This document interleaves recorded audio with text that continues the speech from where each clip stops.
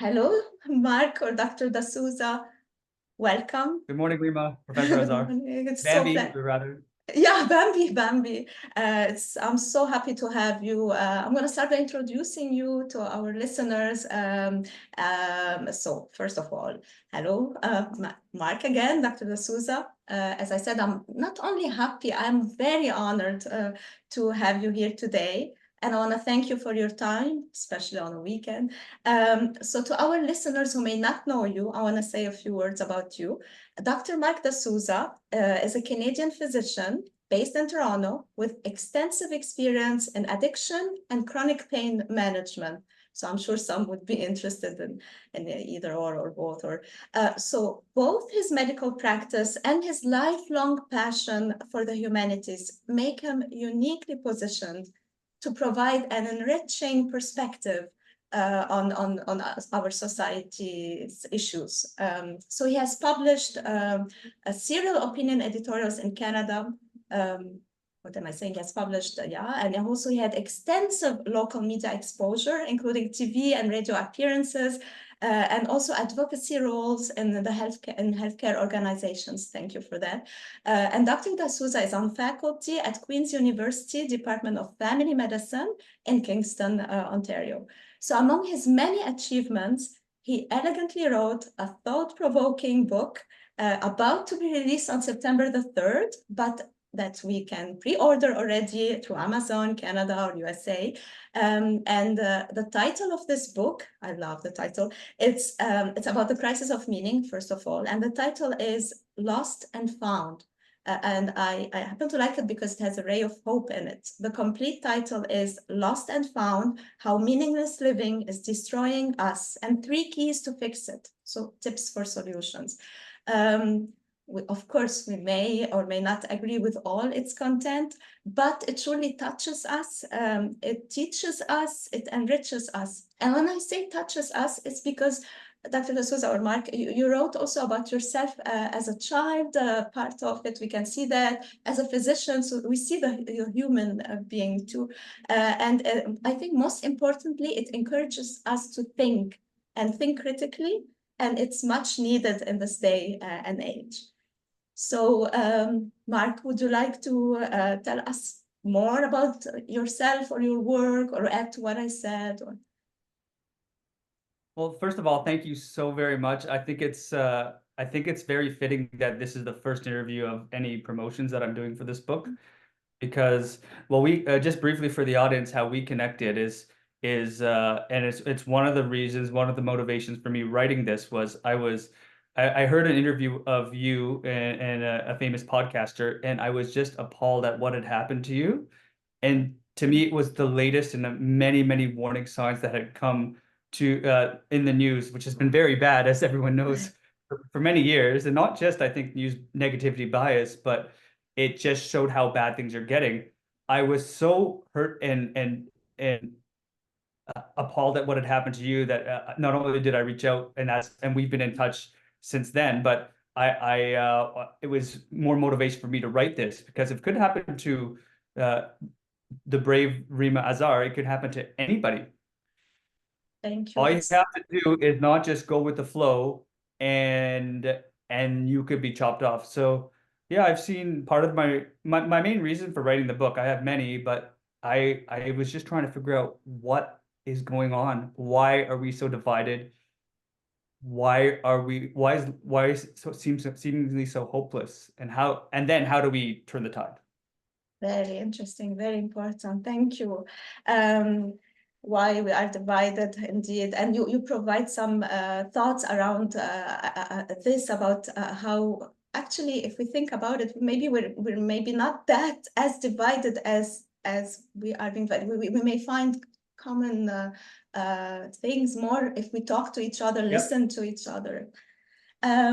So the way we're gonna do it today to our listeners, I would say we're gonna try to have a chat and questions around the 3 themes of your book, which are how we got there, and we talked about the division and the problematic or pathogenic replacement religions, so replacements of more traditional religions, or more like thinking, or what we're seeing being as cult, almost like secular cult or replacement religion. And finally, the third part, solutions. So yes. So I would like to begin by asking a question around the economy or socioeconomy. And it's one of Bambi's friends, actually, if he's listening to us. He might be smiling now. His name is Michael, and he's a successful entrepreneur and accountant.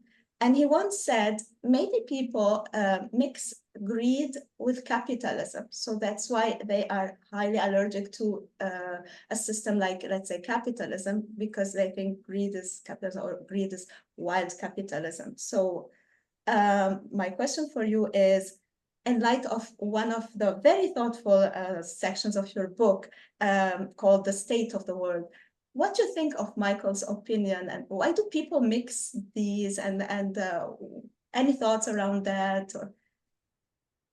Well, it's an easy sell. It's a very easy sell to see, look how much that person has, and they're cheating. And it's to actually think about, well, there are pros and cons to everything, including capitalism. It involves a deeper discussion than just look how much this person has. And so resentment's a very base human emotion. And especially in the last few years, I think with the way technology has destabilized us, it's very easy to be tax the rich, down with the rich, and you see how that plays on social media and in the news. And then especially the way, kind of going off on a bit of a tangent here, but the way the economy has gone in the last few years and how young people have been really, really screwed over, especially with the housing market. I mean, I talk about it with my wife almost every day. Is how are young people supposed to afford a home here?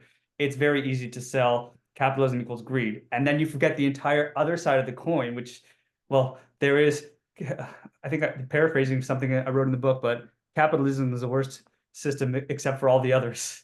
It's a number one system to lift people out of poverty. And while it isn't perfect, it's what's better, the socialism where everyone gets poor except for a very, very tiny portion. Interesting. Yeah. And socialism is pushed to the extreme in the sense of like communism. And is it fair to have everyone poorer, or is it fair to have a system that where we can although it's hard and nowadays, like, but still work hard. Some people have here where we live 2 jobs, 3 jobs to try to make it, and I admire them. Some cab drivers around here have been maybe in the army, maybe they served from the part of the world that I come from, and now like second career after their retirement, cab drivers. So of course it's not a fair system perfectly. No system is perfect, but it provides opportunities, and yes. So I agree with what you said. There's one quote I have, if I may. There's one quote in that first chapter, that I think really resonates. It's from Alexis de Tocqueville, a French philosopher who really loved the U.S. And anyways, it's attributed to him, not necessarily he said it, but some are so enamored with equality, they'd rather be equal in slavery than unequal in freedom.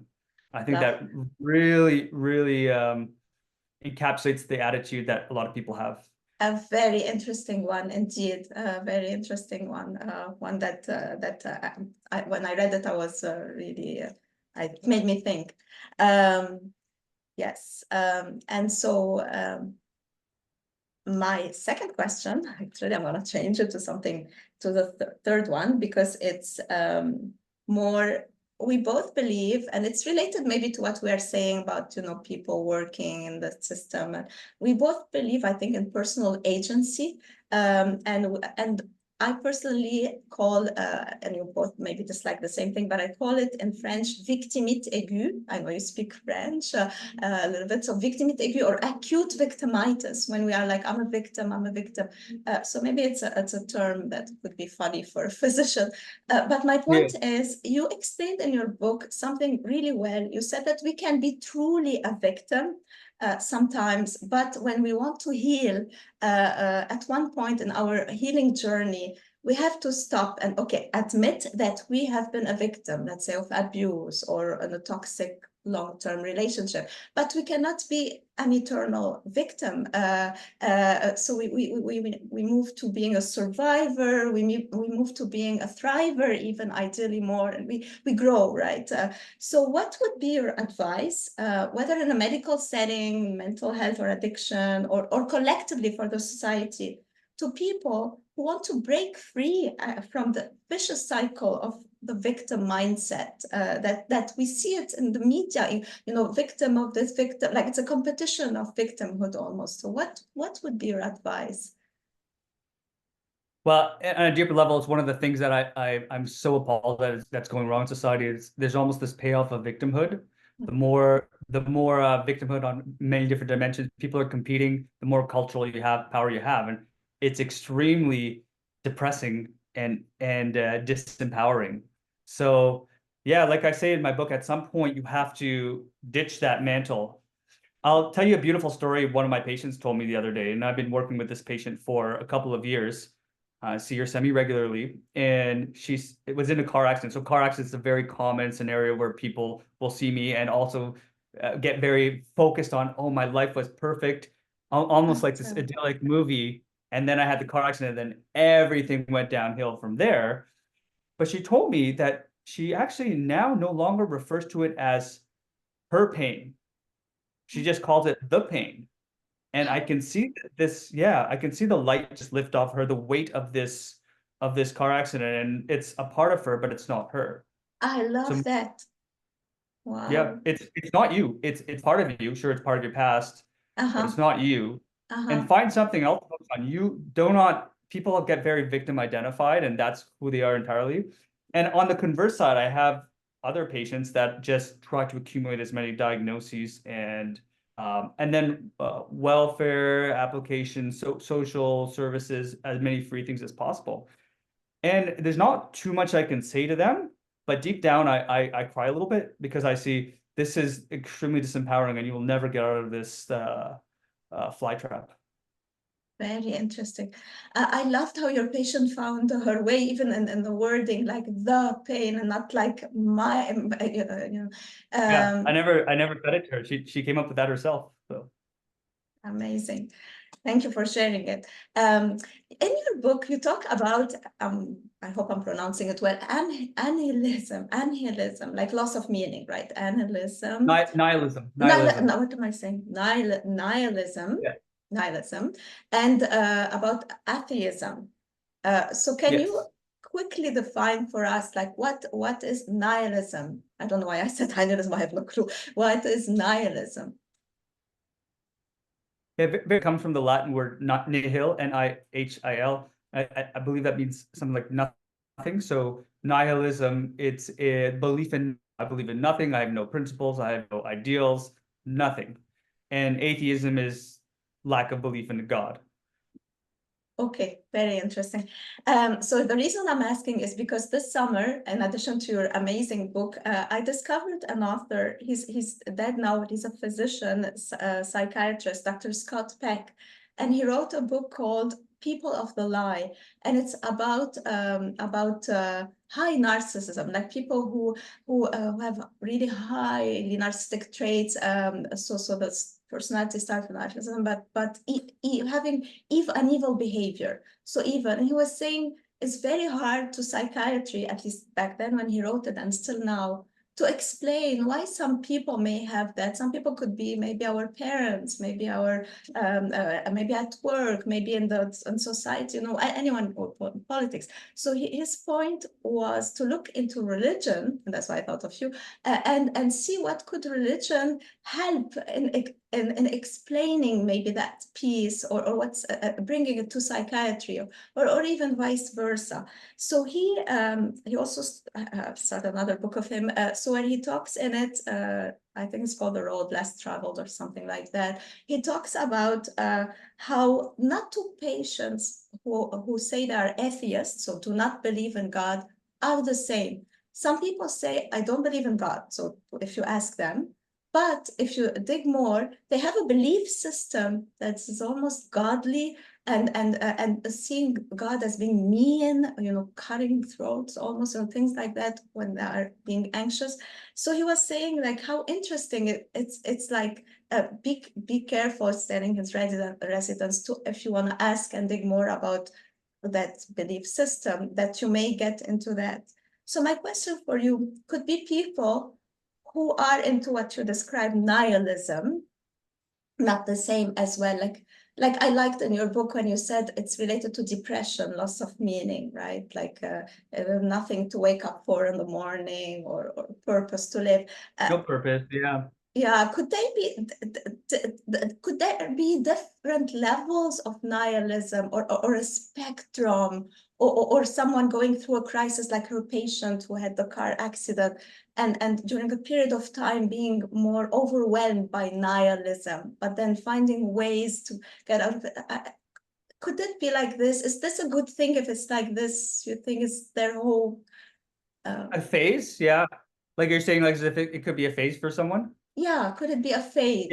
I'm sure. Yeah, I mean, if you or me had have a belief in God here, there's probably times in our life, especially when we're not doing so well in life, and it goes down, and there's some other times where it goes up, and so we've all questioned belief in God. I'm sure, and then going back to people who are nihilistic or atheistic, I think everyone, if you push them on it, because you'd have to push them on it to see how what they really mean. Because some people who say they're atheist really mean agnostic, or they believe in some higher power, but not, I'm spiritual, but I don't subscribe to a specific faith. That's an extremely common one. But there's also, I try to make the argument that you can't really be truly nihilistic. There's something you believe in, and what you believe in is what you act out. So other people can watch you. You may not know it yourself, but someone can watch you. So for example, I'm just make this up on the spot. Somebody who says I'm nihilistic and atheistic, and all they do is try to make money, make deals, and all that. That they're worshiping something. It's not a traditional religion God, but it's money or greed. Somebody who just loves gambling, that could be their God. It's what they worship in the highest place is their God. So, I guess it depends a bit on semantics, but I try to argue that you can't truly be nihilistic. And so if you don't have something such as a traditional religion or traditional values more generally, then something perhaps pernicious can take you. For example, like the replacement religions, which I'm sure we'll talk about. I absolutely agree. So if you don't have that, let's say, even respect for, even if you do not believe in it, the heritage that we have in our society, let's say in our Tradition, society yeah. is Judeo-Christian, in other societies is something else. Like if you don't have, like, why would you want to prove and dismiss people who may have that faith, and who maybe practice, or dismiss the heritage, if you're so convinced of the nihilism, or being atheist, why would you want to push it on others, or vice versa? It Well, goes they do more than that. They put these days they push their own replacement religions and unwittingly, yes. And absolutely, then you and must agree. That's why Christianity is very persecuted here. You're not Christianity gets criticized the most and made fun of the most. And unfortunately, yeah, the church is burned down in Canada, and Justin Trudeau says, "Well, I can understand why that happened." Bambi had many posts on that. It was Yeah. shocking. Actually, one person from Lebanon called me, a friend, or someone I knew from the past, and said, "Is it true that in Canada they are burning churches?" Like, the person was afraid of that. Can you imagine, like, the reputation that we had, like Canada burning churches, and nothing is being done for it, whatever the reason. Yeah. Yeah, I totally agree. And also, just to score a point about what you were saying, one former student once came to my office and said, "Can I ask a question not related to work or research?" I said, "Yeah, sure, of course, any question." And he said, "I can't talk about it much here." He said, "Do you believe in God?" I said, "Oh, what an interesting question." And we talked, right? So I said, "I can't talk about it. Why can't someone talk about anything?" anywhere, like, you know what I mean, including what we're talking about and the replacement religions, and saying this is too much, this is okay, this is, in your book you talk about climate alarmism, and I, of course, for some it became like indeed a religion, even a cult almost, and like when Saint Greta Thunberg. Make sure you worship the icon of Saint Greta Thunberg every day. Indeed. So why can't someone say, wait a minute, what is this? Like, I don't agree with that. Like, so my question for you was actually, how about a youth who wants to do something for the environment but does not to fall into the trap of going to museum and painting, you know, throwing those red paints on and destroying. How could they uh, how can I say it? How could they? Balance, Yeah, yeah. yeah. Well, that's why I think I make the argument that the traditional religion does moor you to, certain things are definitely wrong and you shouldn't do that. So yes, you can advocate for more, let's say, I'd like to say more nuclear power, but you can advocate for that, and while knowing that going to a museum and throwing paint at the Mona Lisa is wrong. Indeed, like And then yeah, there's because also, sorry, Rima, that also I so, wanted to add that there's also the fostering of critical thinking as you in youth, that there are pros and cons to things, and maybe you might be wrong. So very interesting. Maybe you might be wrong, and not like thinking you're entitled to your opinion and impose it on others. And the critical thinking, I think, is key here, and the balance you talked about. Thank you, Mark. Um, well, now I'm gonna ask you a question about let's see, how about freedom of expression? A major one, and you started with that. So I really liked in your book, you made a link or a comparison between freedom of expression and the society, free speech, and free speech when it's censored in relationships, like whether in the friendships and love relationships and at work. Very clever, I found that. You're touching on narcissism, when someone is afraid and walking on eggshells in order not to trigger the other person who is dismissing a different vision or opinion. Um, uh, so one for walking on eggshells like that, we're seeing it, sadly, and you said about it in Canada, like especially if you have a job you don't want to lose, all this. So my question for you, how can we efficiently but also wisely counter the intellectual authoritarianism or this intolerance of different opinions? You provide some tips in the book, but how can we encourage someone to, maybe they don't want to be like Dr. Gatsad, a fighter for free expression and take all the risks he yeah, takes, but what can they do still? Or yeah, it's hard, right? You don't want to lose your job, exactly. and then the other side wants to do things like make examples of people like you, and maybe me one day, hopefully not, but. So Alexander Solzhenitsyn provided us an amazing template for what to do, because he was very realistic. Because I know lots of people want to actually speak and say what they think, but they're afraid. And I know the average person on the street will know that they can't say all these things, and that's changed very, very quickly over the last 10 years. So back to Solzhenitsyn, who was the famous Soviet Gulag camp prisoner who wrote the Gulag Archipelago, and was a intellectual mammoth in helping topple any sort of intellectual credibility of communism.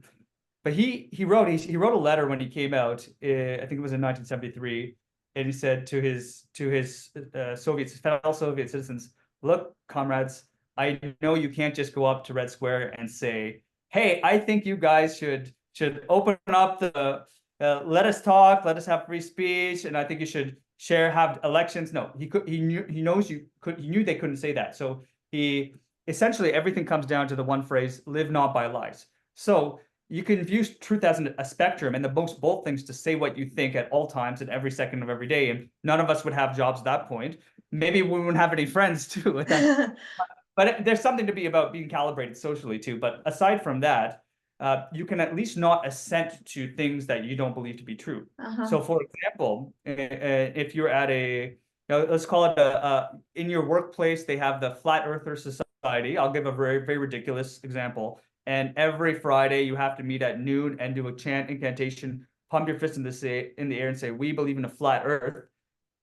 Either don't show up for the meeting, or if you have to, just, at least if you're doing this, then the mouth is not speaking. So that's better than saying we believe in a flat Earth.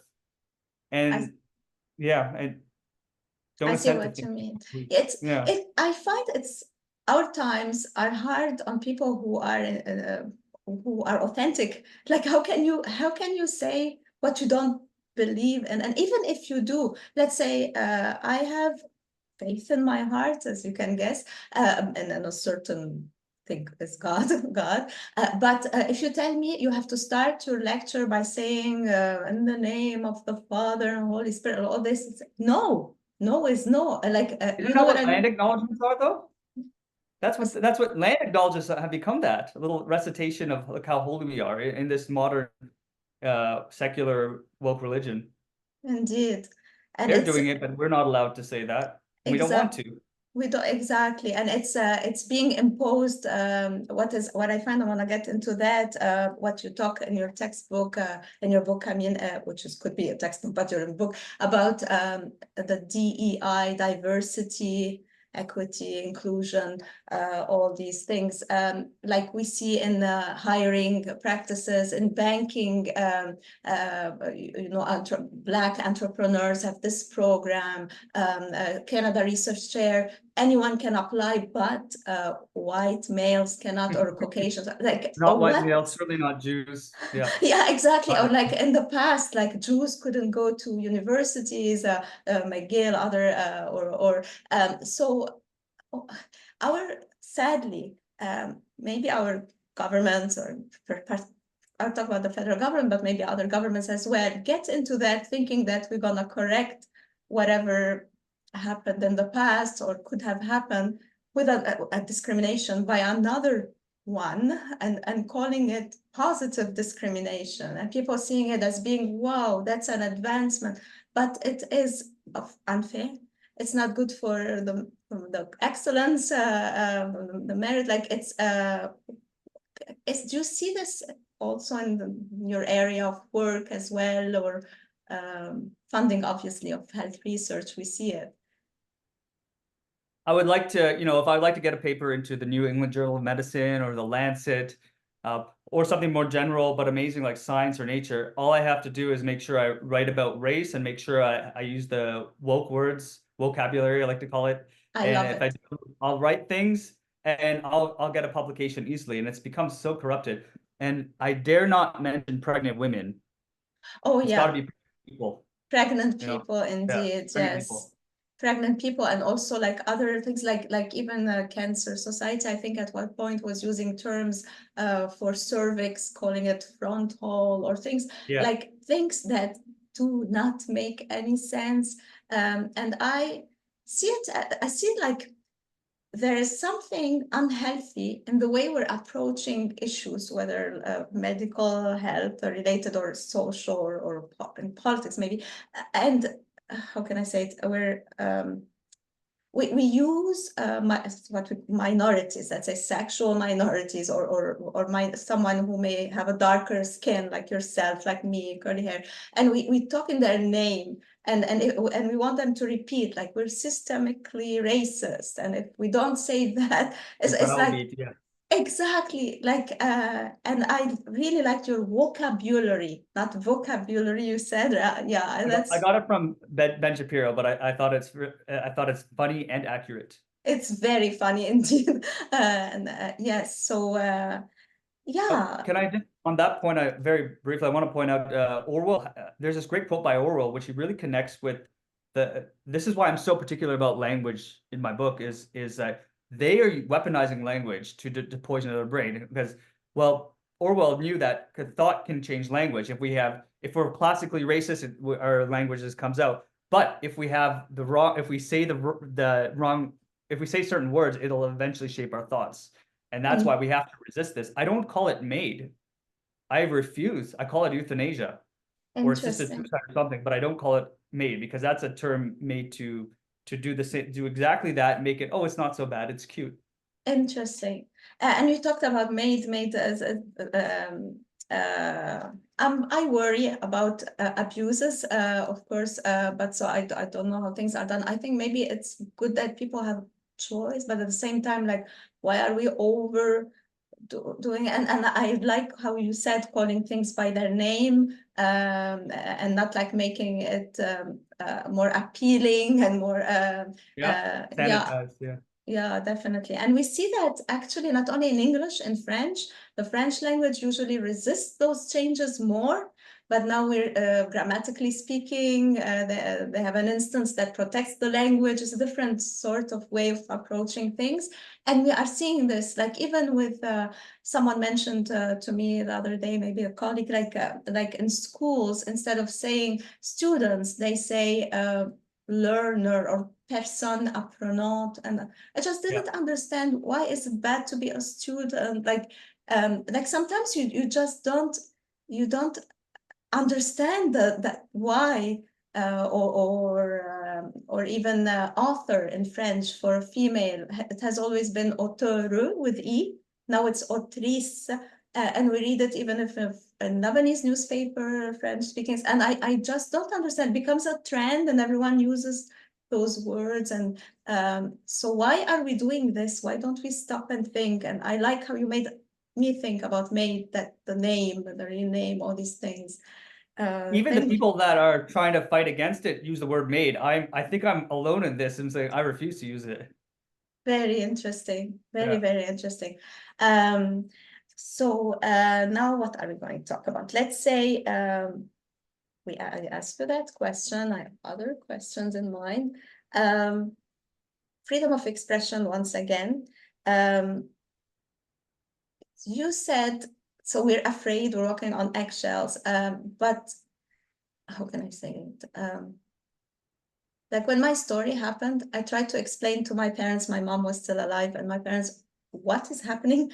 And they had trouble to understand that Canada went down that road to that extent, because when they left a few years ago, it wasn't like that. So just explaining what is happening, it took them time first to grab how serious it is, and how absurd, like how it seems to me that I call this on Bambi's blog our collectively insane times. So it's not like it's not an individual, it's the whole thing. So I think your book is a good way for people to think about these things and to see. Can you tell us more about how you see those replacement religions? How can we get, how can I say it? If you're in a cult and you want to get out, it's very hard, because usually Very difficult. Yeah. yeah, how they isolate you, and how. So what can you tell us about? If someone is listening and saying, um, it makes sense to me. What? I don't know how to stop because all my friends keep saying that diversity, like nobody's business. All my friends want to just go to protests and say just stop oil, for example. All my friends want to do, for example, encampments, and all my friends want to all these different replacement religions. All my friends want to do this, and I can't say anything, and I know it's wrong, but I can't say anything, and I know there's more to it. So the giant leaps are preceded by small steps. There, we have to start really, really small, and maybe you need a different social circle, and maybe you need a different group of friends, but maybe that's impossible too. Maybe you need a different workplace, and maybe that's impossible because, as you know, this thing is everywhere. It's pervaded Indeed. everything, and maybe it's at least cultivating some sort of underground in some sense where you and a friend who also thinks like you start to speak, and maybe you're listening to Bambi's podcast more often or other like-minded, because there's a lot of more people are resisting and thinking about things, and maybe you're taking notes, and maybe you're talking to your friend outside, hey, I didn't like that this happened, and maybe you just stop living by lies. So you don't attend the Just Stop Oil protests, for example. You just don't go along with. A lot of people just want to go along to get along, and it's very True. easy to see how that goes badly. But you gotta cultivate in your own sense that sense of right and wrong and critical thinking. Start there with little steps, and then you can take your giant leap. Baby steps, I like that. And also like accepting to hold like opposite ideas or contradictory ideas. I mean, you I mentioned love the Queers for Palestine. I love that one because yeah, it shows how ridiculous it's gotten. that one is indeed ridiculous. I have to admit that I find it very like because come on, like think about it. Like what happens to you if you would They go don't think. no. That's the thing. The brain has been, as in paraphrasing Orwell, the brain has been completely anesthetized in these replacement religions. Yes, and many people, some people, of course, are so convinced and they want, that believe that this is the just, let's say, for Palestinian cause, let's say, but they don't know nothing. They know nothing about the Middle East, about the issues, and have strong opinions. Like sometimes I think, wow, they have like I'm from there. I've been through war, civil war, as you know, and I personally I'm with peace and love, and you know what I mean. Like of course, there are all the issues that we know about and forces that how do you deal with all this. And but let's say for me, I can have two opinions at the same time. I feel for the suffering of the Palestinian people. No to the suffering of innocent Israelis who have been kidnapped or raped. No to rape. But some people can see only one side, but not the other at the same time. Or like I don't want Lebanon to go into chaos and war, but I can recognize that we have a responsibility. You talk about responsibility in your textbook, like as a society there, like that you can't always blame the enemy or the others. They have to look inside of you as a person, so as a society as well. Well, I say in any faulty belief system or any correct belief system, you're actually looking inside for responsibility first before you blame elsewhere. So you can see very easily all these other pathogenic belief systems, they blame someone else. And so for the pro Hamas people, everything is Israel's fault and the U.S. fault. And for the environment, it's always the rich people's fault, whoever that is. It's never yourself. There's no accountability there. Very interesting. I agree. Very interesting. And yeah, those you knew in the news too, the sexual assault center in Alberta and that MPP in Hamilton started saying, they're all about, women's rights, and we were against violence against women, especially sexual violence against women. But for the Hamas rapes that Hamas actually broadcast on their GoPro and bragged about, that didn't happen. So it was yeah, it's true. It really showed what their true intentions were. Yeah, but also I've seen it actually in my story. I had many posts talking about those issues when they were happening, in, let's say, in the area or something, and saying, where are our feminists here to talk about? But I've been accused of being encouraging rape, sexual violence, or what is it called? Wait, I have to make remember. Any sense? But yes. Yeah, encouraging rape culture or something like that. Domestic violence, But that's how they do it. Yeah, they exactly. go straight to you're a bigot, you're a fascist, you're a racist, you're a trans. Those words ketchup, they're spread on everything, and they're meaningless now, but they are still really, really effective. Indeed. Hard to counter. Indeed. That's the cult, right? That's the cult, like saying encouraging colonization and systemic racism, etc. But also, as you said, that's the cult. But it's very important. I want to say to our listeners, I hope they will not be a target of this, but if it happens, it's very important to know oneself, to know whom you are, your values. So whatever you're reading about yourself that is being said, all these words, that you mention in your book, like there's a list of those words to exclude someone and to say it's okay to attack that person, whatever the purpose of this, just to remember and to know our values, so who we are. So like your patient who said that trauma existed, but it doesn't define her, from what I understood. It's the pain, not my pain. Yeah.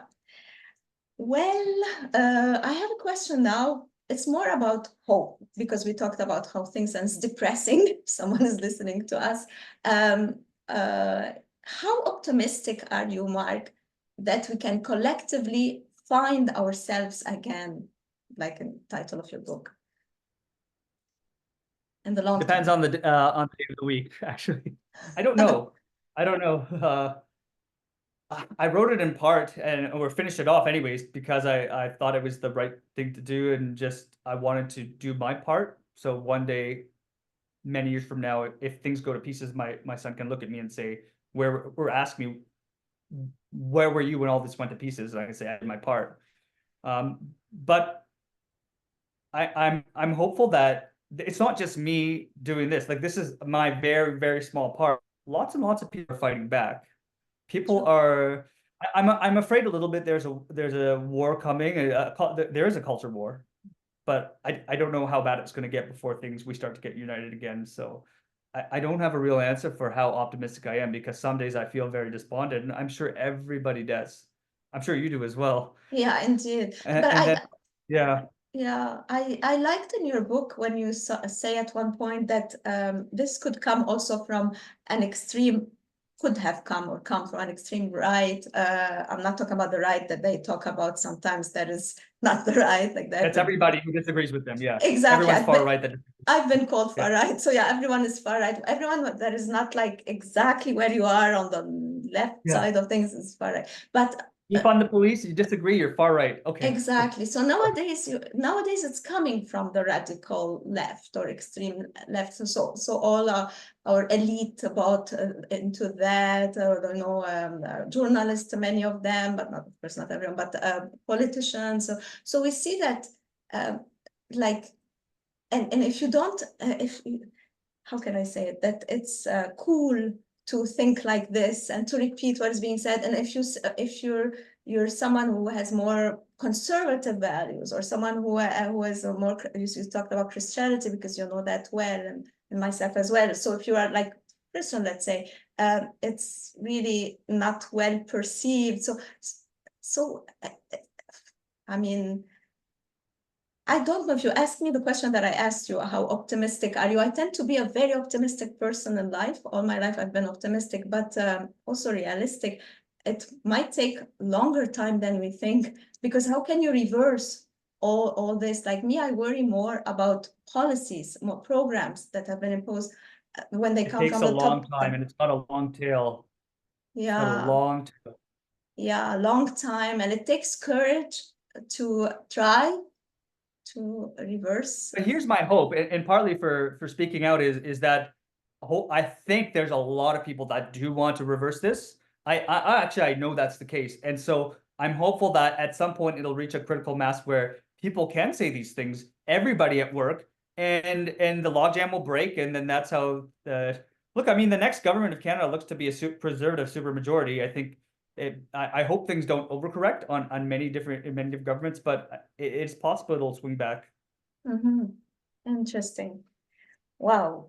Um, so we touched on many things related to wokeism and like, this new secular religion. We talked about the book. Do you want, before I ask my questions, last ones are more medically related.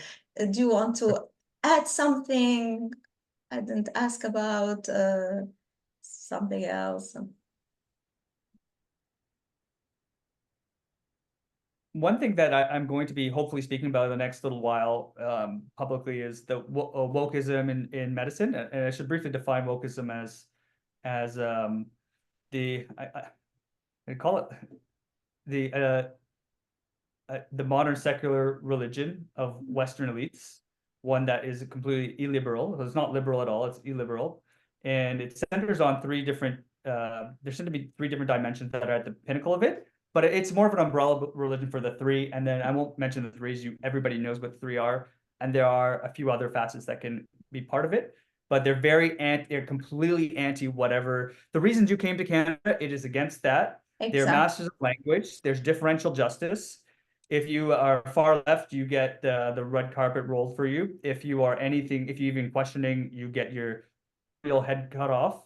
And so, yeah, that is unfortunately, and a lot of people just will parrot the words because, like I said, it's easier to go along to get along. but Lenin had some very, very unkind words for people like this, and he called them useful idiots. Because, oh yeah, it sounds good, equality, right? Equality, tax the rich, get rid of the rich, kill the kulaks. That's great. But then everybody's poor, and then somehow there's a few elites in power, and that tends to be what they're aiming for. And so specifically wokeism in medicine, it's the problem. What I would like to expose the next few weeks, months, and certainly as the book is that it takes 10 years at least after high school to train a doctor. Wow. And I think it's quite deeply embedded. So the next batch of doctors are already are going to be more social justice warriors than physician. You have to be worried about your health. Yeah, indeed. Yeah. Hopefully we can reverse that there. Wow, that is very scary. That's the scariest part when it touches like our health. We're the consumers of the healthcare system. I mean, I am like people are listening to us, and we think of our seniors who may be getting trained by people who are more into this than into competence, maybe, or maybe not. Like it's scary indeed. And I don't understand something is that in Lebanon during civil war, we managed to leave ideologies like political, whatever people were fighting out from the healthcare society, like physicians and nurses and the amazing staff were working, doing their job. If they managed to do it, why can't we during war? Why can't we do it in Canada in peace? This woke religion is affected everywhere, and I think as well, the true believers, the leaders too, they've convinced themselves that wokeism and all these beliefs, that it's not actually political; it's the default morality. Everyone should be doing this. It's like saying the sun rises in the east. You can just say, a woke phrase, and the world is on fire and the world is ending right now. Yes. And so, yeah, it's default for them. What I find also personally scary is not just like social justice. Maybe some people are into that advocacy. Okay, fine, we need advocates, right? And even more radical than others, maybe to push some change. I agree. But when it's identity based, that's the scariest part. Identity based social justice, like everything is like seen through that lens of race. This is actually racism. Yeah. It is all racism. It's all these forces that they criticize from the 60s, which they rightly criticize from the 60s. And now they get to do it. It's very thinly veiled racism. They use a different dictionary than you and I. Yeah, but thank you so much for being whom you are, for doing what you're doing, and for giving us hope, giving me hope personally. Thank you.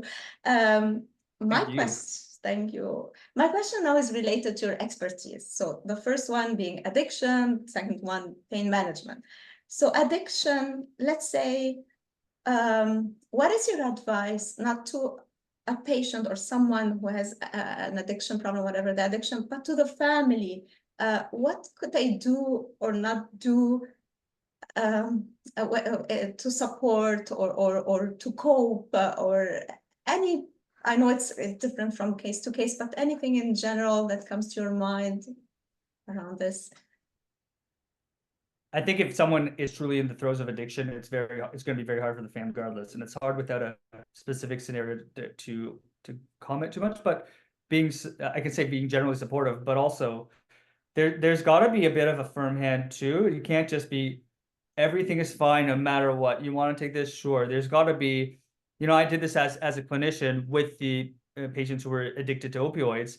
Is sometimes I knew there's a sliver of hope where I could be firmer with this person. So especially if they did something good, such as, like baby steps, right? So somebody who did not use drugs for the last couple of weeks and they were really struggling before, you encourage that and keep encouraging it. Or they put the resume together for a job application, you celebrate that. So, but it can't be, and then when they do slip up, as the clinician, I really can't have that bit of like the fatherly energy.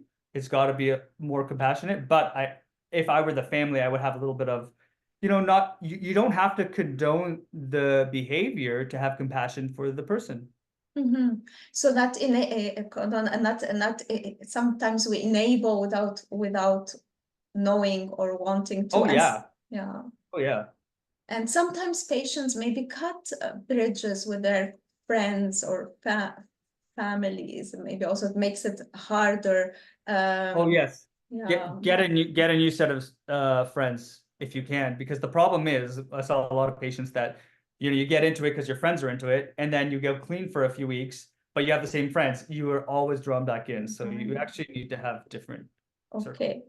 May I ask another question now you're talking? I thought about that is related to the same issue, but I recall having read maybe on the American Psychiatric Association website or in a paper or something, that treatment can work, those treatment for addiction in the long term, even if it's not on a voluntary basis.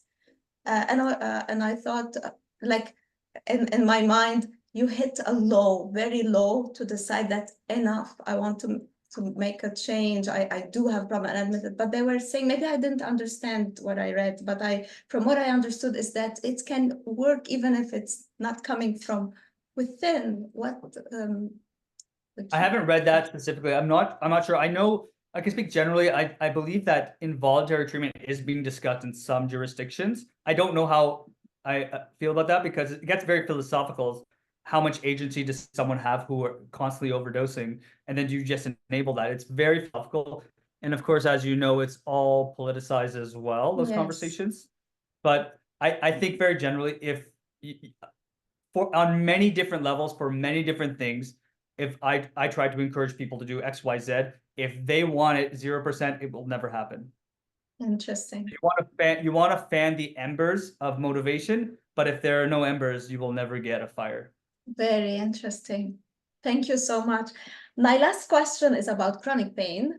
So of course, each patient, his story is different. But if you had a tip or piece of advice for someone dealing with chronic pain, correct me if I'm wrong, chronic pain, I see it as over 6 months or maybe years. I don't know. It could be after 3 months chronic. by some definitions. The definitions can be amorphous, but yes. Oh, It's okay. actually very, very common. 1 in 4 Canadians.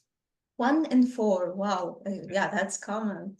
So how can they take an active role in that journey, like knowing that they are living with it? They have and it could come after, let's say, surgery and the healing didn't Sure, happen. yeah. How to What? take it role. So how to take more ownership of it? Do you mean? Mm-hmm. Well, let me speak generally. There's 3 ways I try to explain to patients to treat it. One is medications, one is exercises, very as an umbrella term, and one is procedures. It depends on the specifics of the case. But the people who do the best are active in all 3 categories. But ways to really push it ahead is making sure just generally doing some exercises, and it's not really specific as to which one. I like physio and aquafit. Pool exercise is the best. But whatever you like to do that you're able to do frequently is some way that you can have control over it to some extent. Interesting. And some area to always remember is mental health is a big, big, big part of it. So if maybe look deep inside it if your mood is being affected by your pain, which is extremely common and unaddressed. Mm-hmm. So doing what they like, I like that approach. So it's so not forcing into choosing this activity or that activity. What they usually maybe going for a walk every day, or I don't know if they can. Wow, that is amazing. Do you want to say something add to our conversation? Just to say thank you so very much to Bambi for you were not just for the inspiration was just a small part, but the encouragement to keep going with this, which has been actually a labor of love for me, but a Oh, labor nonetheless. yes, And to have you so enthusiastically support me and endorse the book, being the first one to endorse the book, it's my uh, pride. I will always be grateful. And then the first one to interview me for this, and I hope to keep collaborating you and with you for as we continue to try to save our beautiful civilization. I'm honored by all what you said. I highly recommend your book to our listeners who are listening. It's a very clever book. I learned a lot, and I thank you. Please keep going. Keep being whom you are. Keep writing.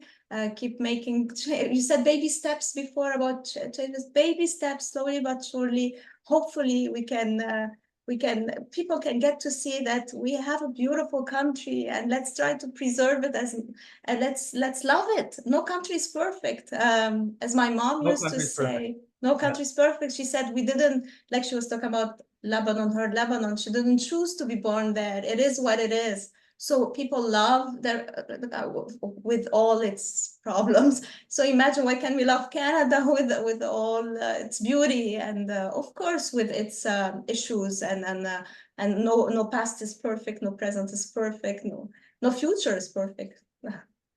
So We have a thank you. lot to be proud of here. Yes, indeed. So I am very, very honored once again. And yeah, so we're gonna stop here. And thank you so much, Mark. Thank you, Professor Azar. Thank you, Rima. Thank you, Bambi. Thank you, Bambi. Thank you. Bye. I'm gonna stop, but to see, where do I stop? I go here.